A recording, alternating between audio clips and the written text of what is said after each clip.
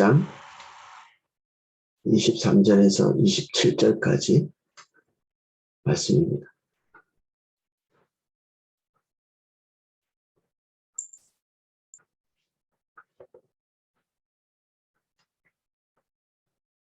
제가 내용을 읽어보겠습니다. 배에 오르심에 제자들이 따랐더니 바다에 큰 놀이 일어나 배가 물결에 덮이게 되었을 때 예수께서 주무시는지라. 그 제자들이 나와 깨우며 이르되 주여 구원하소서, 우리가 죽겠나이다. 예수께서 이르시되 어찌하여 무서워하느냐, 믿음이 작은 자들아 하시고 곧 일어나 바람과 바다를 꾸짖으시니 아주 잔잔하게 되었거늘 그 사람이 놀랍게 이르되 이가 어떤 사람이기에 바람과 바다도 순종하는가 하더라. 아멘. 내용을 살펴보겠습니다. 배에 오르심에 제자들이 따랐더니, 제자들이 아마 한 그룹 이렇게 갔었던 것 같고, 아마 일부의 배를 타고 온 사람들이 이 배 말고 다른 배를 타고 오고 있는지 그걸 추정해 볼 수 있습니다. 우리가 알고 있는 것은 제자들이 예수님과 함께 한 배에 타고 가고 있는 그런 순간이죠. 바다에 큰 놀이 일어나 배가 물결에 덮이게 되었을 때 예수께서는 주무시는지라. 여기에 그런데 그때 이렇게 방향을 전환하는 말이 여기에 있는데 우리 성경에는 번역이 안 돼 있다고 합니다. 이 전환하는 말, 갑자기 환경이 바뀌는, 우리가 일상적으로 이렇게 쭉 살아가면서 환경의 변화가 없을 때 우리가 뭔가를 잘 느끼지 못하는데 어떤 타격이 우리에게 올 때, 우리의 평온이 깨뜨려질 때, 그때 우리는 이제 깜짝 놀라죠. 지금 이 마태복음에 기록되어 있는 이 23절부터 27절까지의 내용이 마가복음에도 똑같이 거의 기록되어 있고요. 누가복음에도 똑같이 거의 기록되어 있습니다. 제가 이 아침에 살펴보니까 거의 약간의 누락도 없이 통째로 고스란히 이렇게 이 제자들이 이게 보는 눈이 다 다를 거 아니겠어요? 똑같은 상황이라도 여기에 주여 구원하소서 우리가 죽겠나이다 이런 것들은 약간씩 조금씩 달라요. 주님 우리가 죽겠습니다 하는 사람도 있고 우리가 죽게 된 것을 돌아보지 아니하십니까? 이렇게 얘기하는 그런 본문도 있고 그래요. 마태, 마가, 누가는 조금씩 다르지만 그때 본 정황, 이 위기의 상황에서 그 각자 다른 사람들이 귀로 듣고 했던 것은 보편적으로는 똑같지만 아주 디테일한 부분들은 다르게 보고 다르게 이해하고 이렇게 할 수도 있겠죠. 이 다른 것들이 사실은 성경이 서로 짜고 치고 있지 않다는 걸 증명해 주는 것이죠. 이걸 믿지 못할 것이다 이렇게 얘기하는 그런 증거가 아니라 오히려 서로 이렇게 상의해 가지고 우리 이렇게 예수님에게 실제로 있었던 일은 아니지만 예수님을 좀 더 이렇게 부각시키기 위해서 이런 기적적인 일들을 한번 어떻게 만들어 보자. 믿지 않는 사람들이 성경에 대해서 정확도를 부인하는 이런 차원에서 성경을 공격할 때 그런 얘기를 하는데 이런 그 다름들이 서로 이렇게 짜고 이렇게 하지 않았다는 걸 증명해 주죠. 그 본문처럼 마태, 마가, 누가의 거의 내용이 다르지 않게 기록되어 있다는 것은 이것이 한 사건으로서 그냥 종결되는 신기한 사건이 있었어 이런 게 아니라 반드시 우리가 이 본문을 통해서 이해하고 알아야 될 어떤 지점들이 있는 거죠. 반드시 알아야 되는. 마태도 그렇게 생각했고 누가도 그렇게 생각했고 마가도 그렇게 생각하고 다른 건 몰라도 이것만은 꼭 알아야 되지 않겠어? 성령께서 그러한 자각을 주셔서 다들 복음서를 기록할 때 꼭 필요한 것은 올바른 방향성은 기록해야 될 그런 것들. 어떤 거는 생략하고 어떤 거는 뭐 다른 기록에 의존한다 할지라도 이것만큼은 반드시 알아야 되겠어. 그런 마음을 성령께서 주셨겠죠. 그게 여기 기록되어 있는 것입니다. 세 명의 저자도 똑같이 이 공간복음이라 부르는 마태, 마가, 누가가 동일하게 거의 누락 없이 이 사건을 기록하고 있거든요. 구체적인 사건들이 이제 시작되죠. 갑자기 일이 일어납니다. 평온하게 가고 있었던 이 배가 물결이 덮이게 되었을 때 예수께서는 주무시는지라. 큰 놀이 일어나 또 다른 본문에는 광풍 이런 비친 바람이죠. 제어가 되지 않는 이 다소 여기에 타 있는 사람들은 그래도 배에서 평생을 보낸 사람들도 있고 그렇죠. 그래서 웬만한 것들은 어느 정도 노련하게 대처해낼 수 있는데 여기 다른 본문에서 말하는 것처럼 광풍이 불었다. 제어가 불가능하고 어떻게 처리해야 될지 모르는 그런 상황도 있는 것이잖아요. 사실 여기에 물에서의 고통 그리고 위험 이런 것들은 사실 인간이 느끼는 가장 큰 공포감 중에 하나거든요. 성경에 기록되어 있을 정도니까. 우리가 구약 성경에 잠언인 것 같아요. 아니면 전도서든지 제가 정확하게 기록이 기록이 어디에 있는지 잘 기억이 안 나는데 선원들이 그 바다에서 간담이 녹는 그런 것들을 고스란히 이렇게 표현해 놓은 그런 장면이 있습니다. 거기에서 어떻게 할 바를 알지 못하는 이 그 큰 놀 이게 파도잖아요. 그런데 이스라엘 단어 중에 이 큰 놀이라고 쓴 이 단어가 지진이라는 단어도 같이 쓸 수 있는 그런 단어를 썼답니다. 물론 당연히 지진은 아니겠죠. 근데 지진과 이 풍랑이 비슷한 면이 있죠. 우리는 발이 땅에 딱 붙어 있으면 그나마 우리가 안정감을 누리고 살잖아요. 그래서 높은 데 가면 안정감을 잃어버리니까 무섭죠. 몇 해 전에 그 일본에서 큰 이제 지진이 한 번 있었는데 우리나라의 지진은 이 좌우로 흔들리는 지진이라네요. 그런데 일본에 가면 이 지진이 좌우로 흔들리지 않고 위아래로 흔들린답니다. 이렇게 마치 이렇게 파도가 치는 것처럼 너무 무섭지 않나요? 그래서 그 지진의 피해로 말미암아 죽은 사람들, 뭐 건물이 무너졌다든지 뭐 이런 식으로 죽은 사람들은 얼마 안 되는데 그 공포 때문에 정신적인 문제 때문에 죽은 사람, 자살한 사람이 1000명이랍니다. 거기에 있는 선교사님들이 증언한 바입니다. 공포가 이게 무서운 거죠, 이게. 우리의 발이 땅에서 든든하게 뭔가를 짚고 있지 못하다고 느낄 때, 땅이 위아래로 막 파도 치는 것처럼 흔들릴 때, 그리고 바다나 이런 지금 이 제자들이 맞이하고 있는 이런 상황처럼 어떻게 할 바를 모르고 그 존재가 막 뒤흔들리고 할 때 놀이공원 가서 우리가 위험한 이런 것들 타죠. 근데 그거는 뭐 안 죽을 게 확실하다. 근데 여기는 다르잖아요.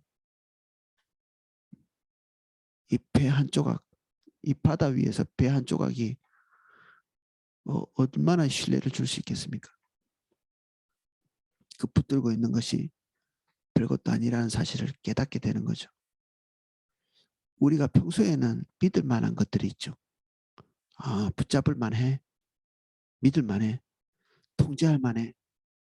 이 정도는 제어할 수 있어. 그 선까지는 사실 우리 믿음이 얼만큼인지 측정할 수가 없습니다. 그 통제가 불가능한 상황이 우리에게 닥치는 시점이 될 때 우리는 그제서야 우리의 믿음의 출처에 의심을 하게 되죠. 내가 정말 뭘 믿고 있었나? 보통 여기에서 흔들리는 이유가 무엇인가요? 우리의 믿음은 무엇을 기반으로 하고 있죠? 우리의 종교성인가요? 우리의 대담함인가요? 그럼 깡패들은 믿음이 좋나요? 아주 이게 한번 이 초질관하는 이런 종류의 사람들. 이 믿음은 예수님과 우리와의 관계에 달려있는 믿음입니다. 그분이 어떤 분이신지에 대한 이해가 경험되어질 때 우리는 그분을 믿을 수가 있습니다. 어디까지 도와줄 수 있지? 이게 두 가지죠. 그분이 이것을 우리의 환경을 통제하고 조절하고 다스릴 만큼의 능력이 있는지, 이게 첫 번째 전제죠. 우리가 주님을 믿으려면. 두 번째 전제는 무엇입니까? 그분이 그런 능력을 갖고 있다 할지라도 과연 우리를 도와줄 마음은 있는지. 세상에 힘 있고 돈 있다고 다 우리를 도와주나요? 어림도 없는 소리죠. 힘이 남아 넘쳐도 우리 도와줄 자가 없고, 돈이 남아더라도 우리가 경제적으로 궁지에 몰려 있을 때도 우리를 도울 자는 없죠. 예수님은 우리에 대해서 일절 선한 마음을 가지고 계십니다. 하나님 아버지께서 우리를 향한 마음이 좋은 것은 빼놓고 두 번째, 세 번째 주시는 그런 분이 아니십니다. 우리는 누구에게나 1순위는 아닙니다. 누구에게나 1순위 되고 싶어 하죠. 그래서 이쁘려고 하고 영향력이 있는 체하고 힘 있는 체하고 부단히 다른 사람이 나를 중요한 사람으로 여겨주기를 애쓰고 노력하죠. 그 젊은 사람들이 하는 농담 중에 그런 게 있습니다. 나 쉬운 사람 아니야. 이런 얘기들. 나 무시하지 말라는 얘기죠. 그리고 이래도 흥 저래도 흥 하는 그런 사람 아니니까 나를 좀 신경 써서 챙겨줘. 이런 얘기를 하는 것입니다. 2인자, 3인자 아니면 있어도 되고 없어도 되고 하는 그 방송에 많이 나오는 단어처럼 존재감이 있느냐 없느냐, 그런 게 사람들에게 또 젊은 친구들에게 너무 중요한 문제인 거죠. 이런 것들이. 주님께 우리의 존재감이 있는가? 하나님은 나를 있는 듯 없는 듯 여기시는가? 그 어떤 분은 옛날에 우리 그 친척분 중에 그런 분이 계셨거든요. 세상의 모든 사람들이 하나님께 이거 달라 저거 달라 할 텐데 나까지 기도한다고 하나님이 들으시겠냐? 얼마 전에 주님 안에 들어오신 우리 새신자분 한 분도 딱 그런 표현을 쓰시더라고요. 나까지 뭐 기도해가지고 하나님을 복잡하게 만드냐? 하나님은 항상 우리만 주목하시죠. 하나님이기 때문에 그것이 가능합니다. 우리는 자식 3명만 있어도 골치 아프죠. 이게 양쪽 갈래 나누어지고 하나 신경 쓰면 하나를 신경 쓰지 못하고, 우리 인간이니까 그런 것이고, 하나님은 우리와 다르십니다. 거룩하다는 말 속에는 우리와 다르다는 말도 포함되어 있습니다. 우리는 하나님을 거룩한 분이시다 이렇게 얘기하잖아요. 우리와 다르십니다. 완전히. 우리가 상상할 수 없는 그 영역 너머에 하나님의 특성이 있습니다. 무소부지하시고 모든 일을 단 한 사람만 있는 것처럼 바라보실 수 있는 하나님이시죠. 그래서 우리가 주님을 건강하게 대면하는 것은 어린아이처럼 나 하나만 보고 있다는 사실을 믿는 것이 건강한 것입니다. 하나님이 나만 사랑하는 것 같다. 그럼 지금 현재 우리가 다소 건강한 것입니다. 나만 뭐 소외된 것 같아. 이렇게 느끼면 주님하고 우리와의 관계가 조금 이렇게 식은 것입니다. 뭔가 문제가 있는 것이죠.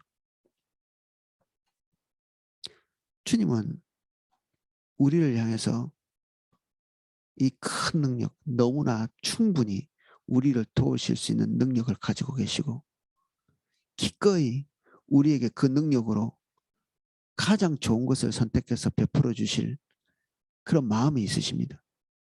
우리가 1순위죠. 하나님 앞에서 우리의 존재감은 의심할 바가 없습니다. 그분은 우리를 위해서 십자가 지신 분이십니다. 그래서 의심할 수 없고 믿음을 보내드리지 않을 수가 없고 그렇죠. 제자들이 깨달아야 할 것은 이것이죠. 물이 배에 들어와서 가라앉게 되었다. 이게 다른 본문은 그렇게 되어 있습니다. 물이 완전히 이 바다에 차가지고 이 바닥에 차가지고 이제는 만약에 쇠로 된 배 같으면 아마 침몰했을 것인데 그래도 나무는 어느 정도 물이 차도 이렇게 부력이 있으니까 완전히 가라앉지는 않죠. 떠다니고 이게 완전히 위기일발이죠. 한면에서는 그들이 경험했던 그 어떤 그 상황보다 위기의 순간이 닥친 것입니다. 근데 예수님께서는 주무셨다 돼 있습니다. 뭐 주무시는 척 한 건 아니겠죠. 완전히 주무신 것입니다. 우리는 육신이 연약한 것에 대한 인식을 잘 하지 못하는데 우리가 주님의 인도를 따라서 이렇게 성실하게 나아갈 때 굉장히 이렇게 당황하시는 분들이 있습니다. 내가 주님의 인도를 따라가는데 왜 아프지? 주님의 인도를 따라가는데 내 정신 상태가 왜 이렇게 취약하지? 정신적인 질병도 육체와 함께 올 수 있고 우리가 너무 많이 이게 머리 에너지를 쓰고 신경 쓸 것이 많아지고 이러면 이 머리가 작동을 잘 안 합니다. 이 머리도 한계가 있는 거라 에너지가 뭐 무한정이지 않잖아요. 우리는 하나님이 아니니까. 우리의 마음도 똑같습니다. 우리의 마음도 무한정 이렇게 우리의 것들을 계속해서 퍼낼 수가 없습니다. 그래서 우리가 어떨 때는 우울하기도 하고 어떨 때는 그냥 혼자 있고 싶기도 하고 어떨 때는 누구를 사랑하는 것조차 귀찮은 뭐 교리는 사랑해야 되고 관심 가져야 되고 하지만 누구를 사랑하는 마음 자체가 우리에게 메마를 때가 있습니다. 우리의 육체가 메마르고 우리의 그 신경, 우리의 생각이 뭔가를 정확하게 생각할 수 없을 만큼 혼란스럽고 우리의 마음이 누군가를 이렇게 향해서 뭔가를 이게 챙겨줄 수 없을 만큼 메마를 때가 있는 거죠. 여기 육신이 피곤하셔서 주무셨다 이렇게 돼 있는데 예수님이 이 육신의 연약함을 경험하고 계시는 것입니다. 하나님은 주무시나요? 그분은 피곤하지 않습니다. 안 주무십니다. 졸지도 주무시지도 않는다. 성경 그렇게 돼 있죠. 예수님이 인간의 육신을 입고 오셔서 인간의 연약함을 경험하시는 것입니다. 예수님이 지금 주무시고 계시면 죄 짓고 계시는 것입니까? 아닙니다. 육체가 연약해서 골아떨어져 있는 것일 뿐입니다. 우리가 정신이 이렇게 너무 많이 이렇게 가동을 해가지고 뭔가를 잊어버리고 가동이 잘 안 되고 우리의 마음이 그냥 메말라서 다른 사람에 대해서 생각할 수 없는 지경까지 궁지에 몰리고 우리의 육체가 너무 이렇게 많이 써서 이렇게 잘 쓸 수 없는 환경까지 되었다. 지금 우리가 죄 짓고 있는 게 아닙니다. 이것은 그냥 우리가 사람일 뿐입니다. 연약한 것과 죄 짓는 것은 다릅니다. 근데 우리 주님을 잘 따라가는 우리 지체들이 자기 몸이 약해져서 우울하고, 그리고 우리의 생각이 집중이 잘 안 되고, 그리고 우리의 마음이 다른 사람을 향해서 귀찮은 마음이 드는, 그거는 지금 우리가 고갈되어 있다, 이런 신호입니다. 고갈되어 있다. 그럴 때는 더 사랑해야지 하고 자기를 채찍질하기보다는 때로는 좀 쉬는 것입니다. 골아 떨어져 있는 거죠. 아무 생각 없이. 육신을 가지신 예수님도 배에 물이 차도록 뭐 이렇게까지 되셨다는 것은 그 앞전에 예수님을 찾아온 많은 사람들을 가르치시고 제자들을 가르치시고 이 배를 타고 떠나오기까지 정말 혹독한 사역을 하신 거죠. 항상 그런 상태는 아닐지 모르겠지만 이 전 단계가 그랬다는 얘기이죠. 정말 하나님의 성령께서 이 산상수훈을 말씀하실 때까지 예수님을 강력하게 뒷받침하시지 않았겠어요? 병자를 치유하시고 또 이 하늘의 비밀을 열어주시고 이런 일을 하셨는데 육체가 쇠하시는 것입니다. 청년들이 하나님의 은혜를 크게 경험하고 나서 그 다음 닥치는 그 육체의 쇠함, 계속 그 높은 텐션을 끝까지 이렇게 유지하지 못할 때 되게 당혹스러워 하거든요. 우리가 인간이라는 사실을 이해하는 것이 노련한 것입니다. 아, 우리는 피곤하고 지속적으로 우리의 감정을 고무시킬 수가 없고 우리의 지혜를 계속해서 가동할 수 없는, 오르락 내리락 하면서 우리가 다시 정상을 찾아가는, 그래서 우리는 하나님 앞에서 기억하고 있는 것은 최고의 모습이죠. 우리가 하나님 앞에서 했던 그 최정상급의 믿음, 내 마음이 정말 모든 것을 사랑할 수 있을 만한 그 시점, 내가 이것저것 다 신경 쓰고 다 처리할 수 있었던 그 시점, 그것이 우리 마음속에 이렇게 바램으로 남아있죠. 우리 바램으로. 근데 이게 계속 우리에게서 나타나지 않습니다. 예수님처럼 지쳐서 그럴 수도 있고요. 그리고 우리 긴 인생을 놓고 보자면 우리가 노화되고 있는 거죠. 점점 쇠약해지고 있는 것입니다. 레위기에도 50살을 전후로 해서 육체 노동을 삼가하는 이런 그 생애 전환기를 맞습니다. 레위인들이 30세부터 50세까지 그 육체 노동이 동반된, 우리 짐승을 잡고 각을 뜨고 그리고 그 재를 옮기고 그 이동을 하고 이런 게 쉬운 일이 아닐 거거든요. 그것이 50세 이후로는 할 수는 있겠죠. 뭐 억지로 하면 되는데 이게 고달픈 일이 되는 거죠. 이게 선을 넘는 일이 되는 것입니다. 그때부터는 노동을 줄여야 되는, 우리가 노화되고 있어서 젊은 사람처럼 되지 않는다. 나이는 숫자에 불과하다. 뭐 그런 거 텔레비전에 하던데 이게 거짓말입니다. 거짓말입니다. 어느 시점이 되면 어떤 특정한 사람은 있을지 모르지만 우리의 몸은 젊은이처럼 되지 않습니다. 그래서 이런 것들을 감안해서 주님 따라가야 되죠. 우리는 사람이다. 그것을 알면 더 건강하게 대처할 수가 있습니다. 그 통학운동 할 때 좀 웃지 못할 일이 있죠. 그 부적 하나 써주고 총알이 피해갈 거라고 다 총마다 다 죽었죠. 총알이 피해갈 거라고 하니까 그 부적 붙이면 정말 용맹하게 달려갔죠. 그 전쟁터에. 사실 우상 숭배자들도 우리보다 믿음이 더 강할 수도 있습니다. 헛된 믿음이죠. 헛된 믿음.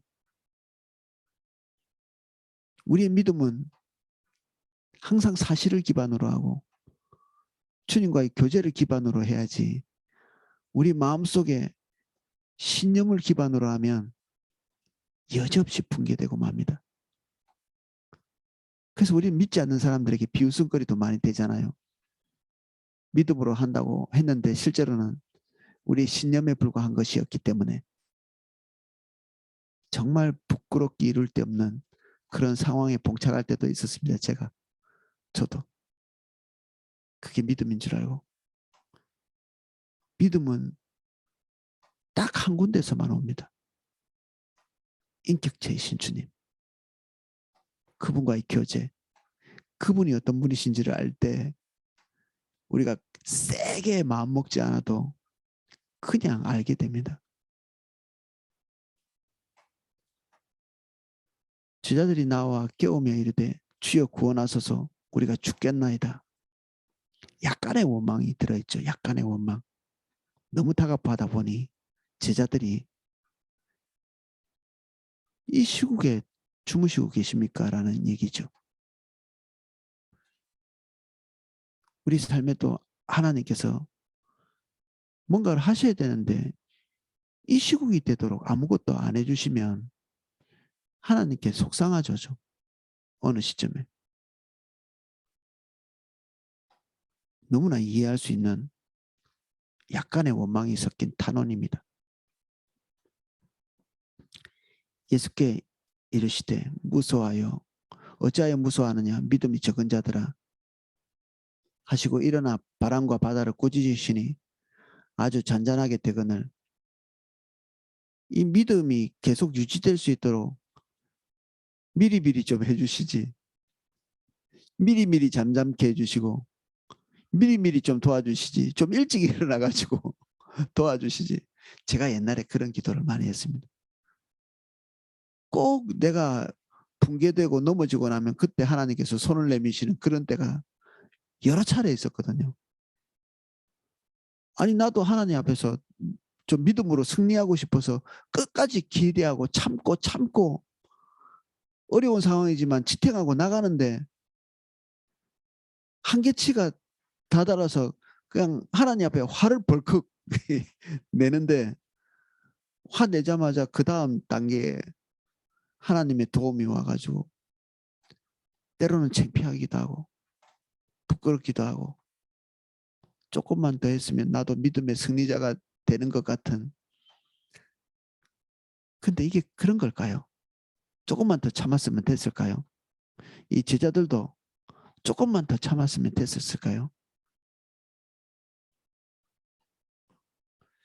사실은 믿음 없는 것을 알아야 되는 그런 순간이죠. 제자들은 조금 더 참아서 될 일이 아닙니다. 지금 예수님께서 바람과 바다를 꾸짖고 계시잖아요. 근데 그 꾸짖을 때 그것이 잠잠케 되었다. 이 순간에 예수님은 자기 자신을 노출시키신 것입니다. 지금까지는 병자도 치유하셨고 하나님만이 주실 수 있는 지혜의 말씀을 베풀어 주셨지만 자연현상인 바람과 바다까지도 순종하는 존재를 보지를 못한 것입니다. 제자들이. 충격이죠. 그들과 늘 함께 있는 그분. 얼마나 친밀했겠어요? 같이 먹고 같이 자고. 한 가족이죠. 예수님과. 잘 모르는 것입니다. 그런데도. 우리 예수님 하루 이틀 따라온 거 아니죠. 우리 예수님 믿은 지 10년, 20년, 30년, 40년, 50년 다들 그 정도 되셨잖아요. 너무 친숙한 분이고 많이 배웠고 그런데 모릅니다. 주님이 우리에게 가르치실 때까지 모릅니다. 시간이 우리에게 알려주지 않습니다. 주님이 우리에게 알려주셔야 알게 됩니다. 이것을 계시라고 합니다. 지금 이 사건은 예수 그리스도의 정체를 드러내는 계시입니다. 하나님의 아들, 신의 능력을 가지고 있는 존재, 성령의 강력한 지지를 받고 있는 분, 그분의 존재를 드러내시는 거죠. 마태, 마가, 누가가 꼭 알아야 되겠다고 생각해서 기록한 이 사건은 예수님의 신적 존재를 아는 것입니다. 그리고 그분은 우리가 극한까지 참아도 이길 수 없는 그런 환경에서 그 모든 환경 위에서 이 환경에게 명령하시고 다스리게 하시는, 우리는 견딜 수 없는 그 극한의 환경을 잠잠케 하시는 그런 분이심을 알리시는 것이죠.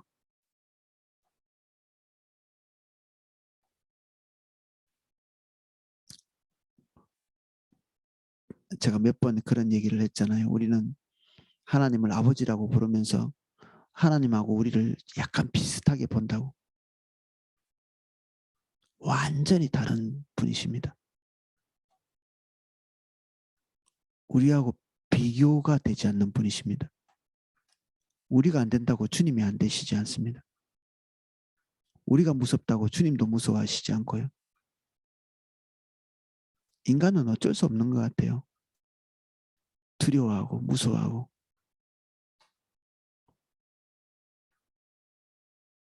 하나님 앞에 선 모세가 하나님의 존재를 믿지 못하고 하나님이 맡기신 소명을 감당할 수 없다고 얘기할 때 하나님께서 벌컥 화를 내시잖아요. 내 손이 짧아졌느냐? 누가 너를 보냈느냐? 누가 입을 만들었느냐? 지금 이 사건하고 항상 비슷한 사건들이 일어납니다. 하나님의 사람들도 그들의 경험의 한계치에 도달했을 때 하나님의 존재를 의심하거나 하나님의 능력을 의심하는, 그때 때때로는 하나님께서 마치 벌컥 화를 내시는 것처럼 여기서도 마치 하나님께서 화를 내시는 것처럼 예수님이 꾸짖었다 이렇게 돼 있잖아요. 이거는 강력한 요청이죠. 이 꾸짖었다는 말 자체가 반드시 지금 이 순간에 껑충 뛰어올라서 하나님이 누구인지를 보라는 얘기입니다. 예수님이 누구인지를 보라는 얘기죠. 죽겠다고 얘기하지 말고 껑충 뛰어올라서 예수님이 누구인지를 보라.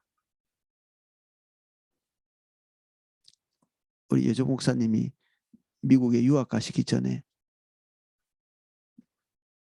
믿음이 떨어졌을 때 그 조영규 목사님 집회에 참석하셔서 이 본문을 가지고 설교하시는 그 설교를 듣고 다시 믿음에 섰다는 얘기잖아요. 주님이 말씀하시면 바람이 불어도 풍랑이 일어도 우리는 가게 된다. 그 말씀으로 다시 믿음에 서서 하나님이 인도하시는 유학을 잘 믿음으로 이렇게 반응하고 대처해서 갈 수 있었다. 그 간증을 여러 차례 우리가 들었잖아요. 이 본문은 그렇게 쓰는 게 맞죠.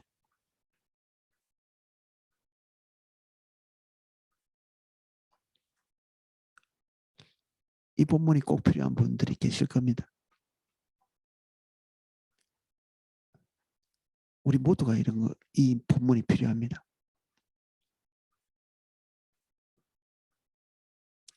27절 같이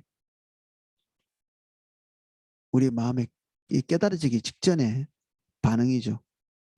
그 사람들이 놀랍게 여겨 이르되 이가 어떤 사람이기에 바람과 바다도 순종하는가. 놀랍게 여겼다고 돼 있는데 다른 본문에는 두려워했다 이렇게 돼 있습니다. 두려워했다. 하나님을 우리가 이 극한의 상황에서 경험하고 나면 두려움이 옵니다. 그 요나가 하나님께 불순종해서 배에 풍랑이 일어서 그 요나의 말대로 요나를 바다에 던지고 나니까 그 순간에 바다가 잠잠해지죠. 그런 일은 일어나지 않죠.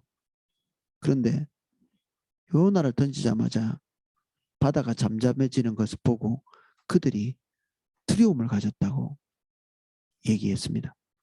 요나서에.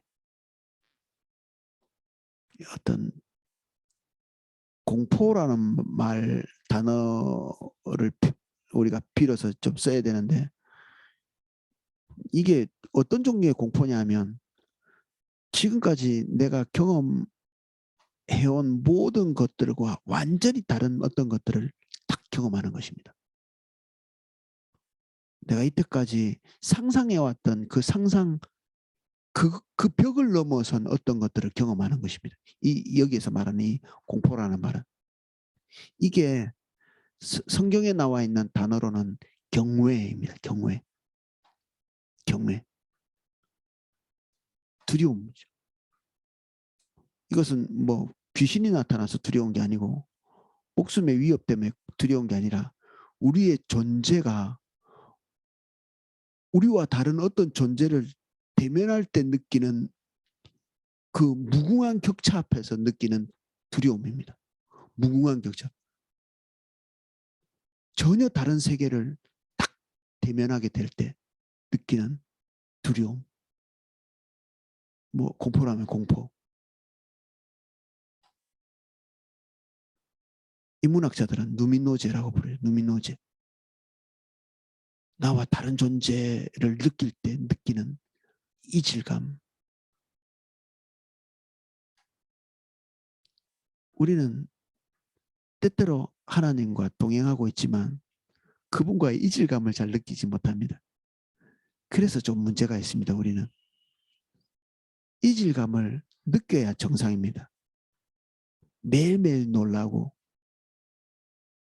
그분의 존재로 인해서 우리가 충격을 받고 사실 이게 정상입니다.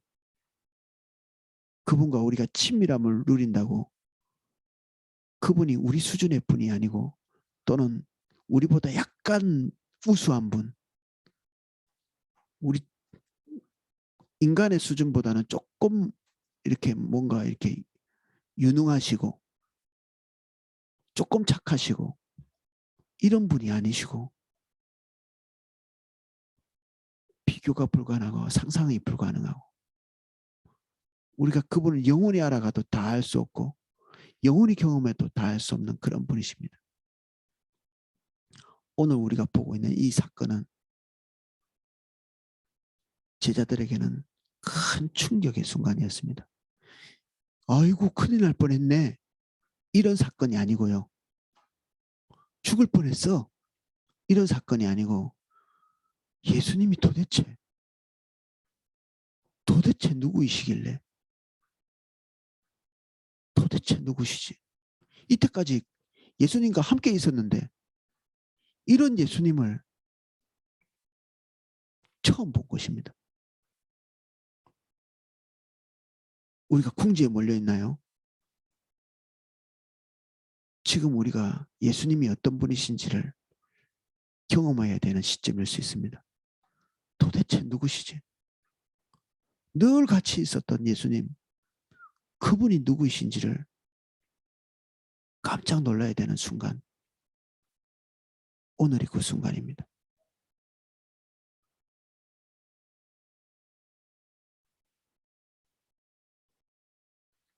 그러니까 예수님을 경배하죠. 우리가. 경배는 그냥 우리끼리 서로 칭찬해 먹는 그런 게 아닙니다.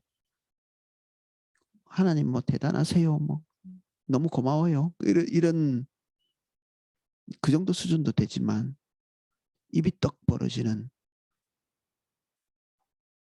놀라움, 찬사,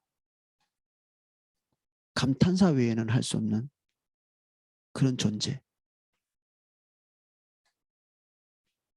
우리나 뭐 미사유 써가지고 찬양하지. 하나님을 잘 모르니까 우리가 조금밖에 모르기 때문에 우리 부르는 이 찬양, 이 여러 가지 미사여고 뭐 목마른 사슴이 뭐 어쩌고 저쩌고 하면서 하나님의 사랑은 뭐 이렇고 저렇고 하는 얘기를 하지. 하나님의 존재를 대면하는 이 스랍 같은 존재들은 미사 요구가 없습니다.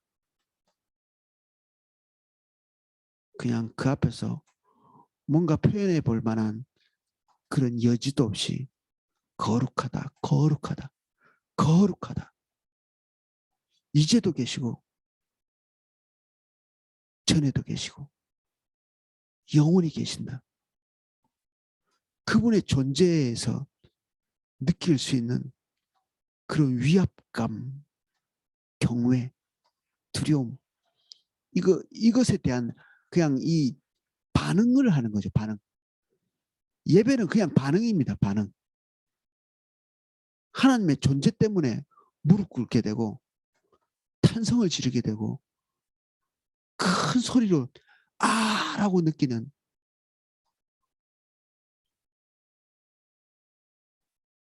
이건 어떤 반응 같은, 예배는 반응 같은 것입니다. 이게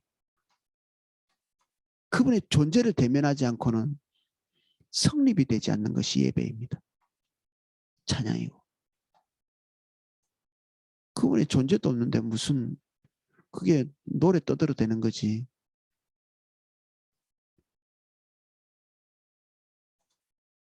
순서나 절차를 잘 맞췄다고 안심하는 그런 종류의 사람들이 아직도 있습니다.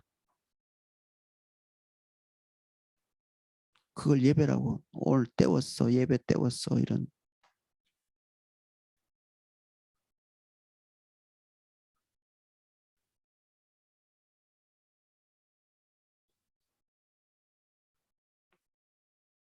우리는 주님을 잘 모릅니다. 일단 그것부터 시작해야 합니다. 우린 주님을 모른다. 그리고 깨어진 마음으로 주님께 나가서 주님을 우리에게 가르쳐 달라고 이업처럼 논리적으로 하나님께 이렇게 저렇게 말할 수 있습니다. 우리의 논리적인 따지는 것, 이렇게 예수님께 우리가 죽게 됐는데 이때까지 뭐 하십니까라고 이렇게 따질 수 있는 이 말들이 주님의 존재를 대면해서야 풀어지는 것입니다. 이런저런 설득 가지고 되어지는 것이 아니라 우리끼리 믿음을 격려하는 신념을 강화시키는 이런 것은 찢어진 옷이죠. 찢어진 옷. 찢어진 데 그냥 땜빵하고 이미 뚫려 있는데 거기에 덮어놓는 것밖에는 되지 않는데, 정말 온전하려면 주님의 존재를 대면해야 합니다. 늘 같이 있었죠. 그럼에도 불구하고 우리는 오늘 주님을 새롭게 만나야 합니다. 오늘은 여기까지 살펴보겠습니다. 기도하겠습니다.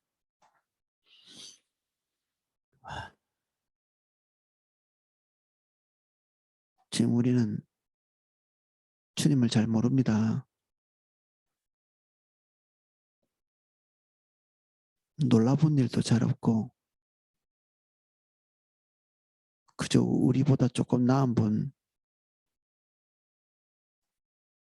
우리가 배우고 했던 그런 상상하는 정도의 너무나 친숙하고 익숙하며 우리가 그동안 배워왔던 그 테두리 내에 계시는 분,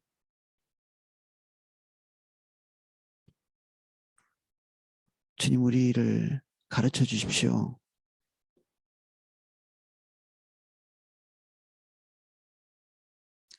주님 우리를 가르쳐 주십시오. 성령님 우리를 가르쳐 주세요.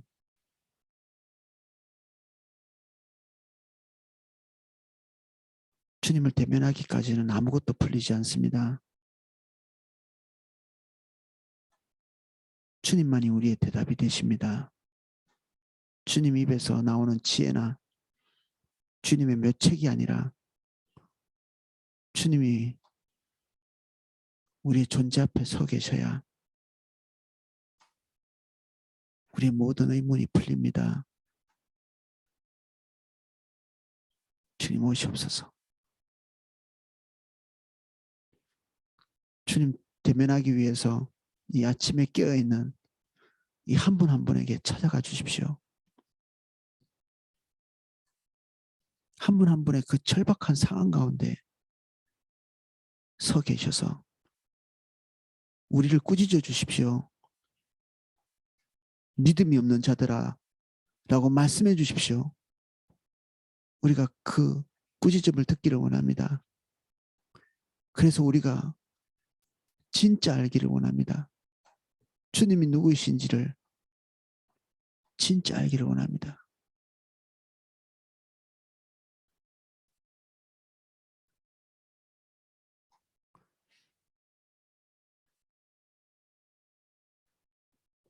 우리가 서로 하는 고면에 멈추지 않게 해주십시오.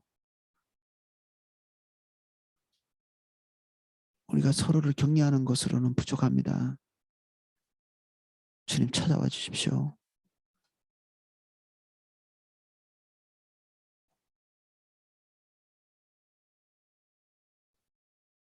예수님 이름으로 기도합니다. 아멘.